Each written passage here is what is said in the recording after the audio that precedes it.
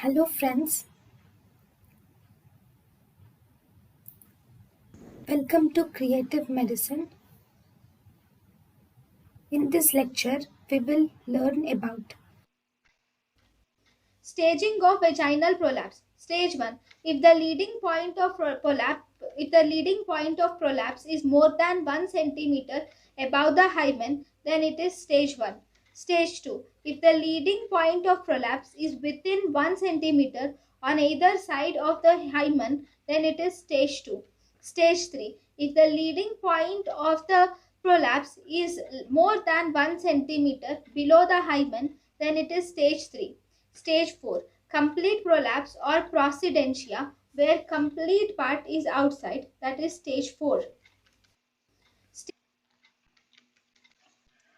Stage 1, the prolapsing part is within 1 centimeter of hymen, is more than 1 centimeter of hymen. Stage 2, the prolapsing part is at 1 centimeter above 1 centimeter and 1 centimeter below the hymen.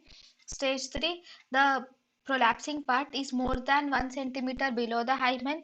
Stage 4, the whole prolapsing part is completely prolapsed, that is prosidentia. thank you and thank you for watching.